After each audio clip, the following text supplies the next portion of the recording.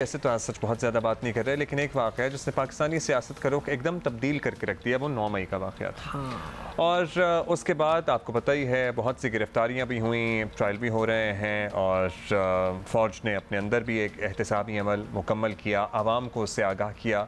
अब ऐसे में बहुत शोर शराबा भी किया गया कि भाई जो ख़वातीन गिरफ़्तार हो रही हैं उनके साथ कोई नारवा सलूक मुबैना तौर पर रखा जा रहा है, लेकिन कुछ पुलिस अफसरान ने एक्चुअली इस बारे में बड़ा सीरियसली इसको डिग इन किया, इन्वेस्टिगेट किया और बाकायदा जाकर उन ख़वातीन मुल्ज़िमान से मुलाकातें भी की और ऑम्बड्स पर्सन ने भी मुलाकातें की। और इसी सारे सिनारियों में डॉक्टर अनूश मसूद जो एसएसपी इन्वेस्टिगेशन है लाहौर में, वो भी बड़ी पेश अच्छा, फिर वो पेश भी थी और उस बात से एक और रियलाइजेशन हुई कि हमारी ख़वातीन बेशक कम तादाद में, लेकिन एटलीस्ट वो ओपनिंग्स बनती जा रही हैं जिसमें हमारी ख़वातीन आ रही हैं, they are doing some stellar work.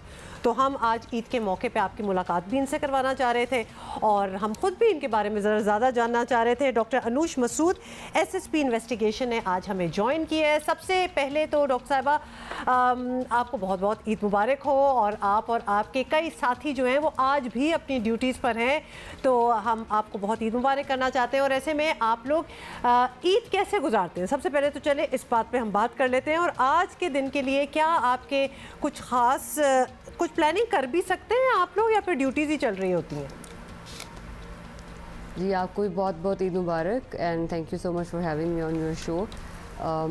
इसमें यह है कि हमारी ईद जो है वो बड़ी डिफरेंट सी होती है थोड़ी, क्योंकि आम रूटीन में चांद रात स्टार्ट होती है तो ख़वातीन और फैमिलीज़ निकल जाती हैं, चूड़ियाँ, mehndi and all that, but for me it's very different from other female. और इसमें दिन का स्टार्ट ऐसा है कि ईद की सुबह की नमाज के बाद ऑनवर्ड्स ये सिचुएशन होती है कि पहले तो सबसे ज़्यादा सिक्योरिटी जो मसाजिद हैं उनकी सिक्योरिटी को देखना होता है, and you want to just make sure that they have full proof security, और जितने भी नमाजी हैं और उनके लिए जो है उनकी सिक्योरिटी को फुल प्रूफ बनाया जाए। उसके बाद जब ईद की नमाज़ हो जाती है तो then we get bit easier, और कोशिश ये होती है कि लोगों से इंटरेक्शन हो, और अवेलेबल तो हम राउंड द क्लॉक रहते हैं। और मोस्टली तो ईद जो है वो यूनिफॉर्म में गुजरती है, जैसे कि आप अभी भी देख रहे हैं।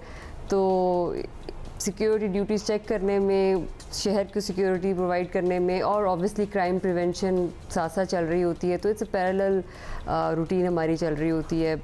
और इवनिंग में hopefully if I get time so that I would like to spend with my family, और एटलीस्ट शाम का खाना घर खा सकूं। तो आज के प्लान में बस इतना ही शामिल है। Hopefully you do get that time. Doctor Anoush, अच्छा ये तो आपने अपनी प्रोफेशनल ज़िंदगी जब से आपने ज्वाइन की, पुलिस में आई, उसके बाद की ईदों का अहवाल हमसे शेयर किया, लेकिन आई एम श्योर हमेशा से तो ऐसा नहीं होगा। So is there any one thing और या कुछ चीज़ें हैं जो आप मिस करती हैं जब आप इस डिमांडिंग प्रोफेशन में नहीं थी उससे पहले की, जो आप आज भी याद करती हैं? Is there any one thing that you can recall?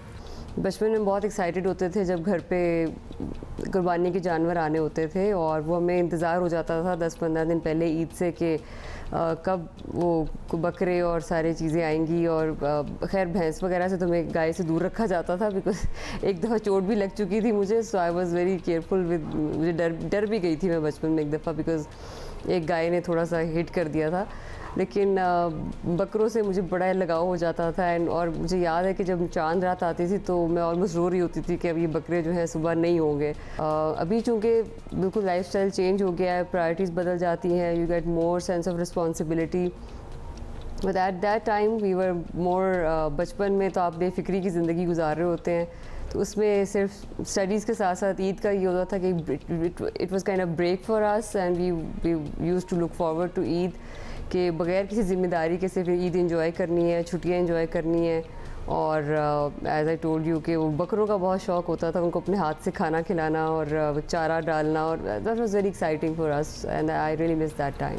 Doctor Anoush, आपसे बात करके हम भी अपने बचपन में चले गए हैं। बड़ा केयर फ्री टाइम होता है, और ये जानवर से लगाओ और फिर वो सैडनेस जो होती है उसके बाद अभी भी हो जाता है, बताएं। हाँ, ऑफ कोर्स अभी भी हो जाता है, लेकिन और फिर कभी कभार तो वो टेस्ट, वो खाने वो बड़े याद आते हैं, बिकॉज खुद जब पकाने पड़ते हैं तो काफ़ी तकलीफ होती है, लेकिन ऑब्वियसली ईद ऐसा वक्त है, ऐसा दिन है कि आप ज़रा पुरानी चीज़ों को रिवाइव करने की कोशिश करते हैं, कुछ ऐसे पकवान जो आपको आपकी फैमिली की याद दिलाते हैं। जब everybody used to get together तो वो कोशिश होती है, तो कोई ऐसी डिश जो आप भी अभी तक कोशिश करके चाहती हैं कि एटलीस्ट ईद वाले दिन ये मैं ज़रूर बना लूँ या बनवा लूँ किसी से, can you manage to do that?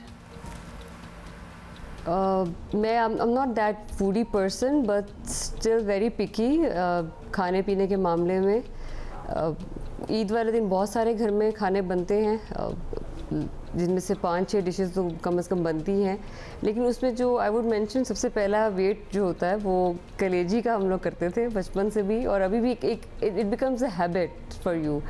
सो मुझे वैसे तो पूरा साल खाऊं या ना खाऊं, लेकिन उस दिन मुझे यकीनन ये जो बचपन से लेके आज तक ये ज़रूर होता है कि मुझे कलेजी पकाने से जो स्टार्ट होता है ना, कि दिन का स्टार्ट अराउंड 10 और 11 के करीब, सो वो I look forward to that thing and I look forward to that dish particularly. Thank you so much. That is all the time we have. और ये जो इन्होंने बात की है ना कि फैमिली से दूर होना, कभी कभार when your parents are not with you, your siblings are not with you for whatever reason, बाहर के मुल्कों में रहते हैं या नज़दीक नहीं हैं, तो वो बहुत ज़्यादा उस वक्त ज़्यादा आपको पुरानी यादें आती हैं कि when you know we used to be together। फिर आप ईद वाले दिन जो वीडियो कॉल करते हैं ना, उसमें भी सारे लोग वही बातें याद कर रहे होते हैं। That is true। So you can you know video call your siblings, हाँ, तो ये बहुत आसान हो गया। your friends who are not there with you in the same city, in the same country।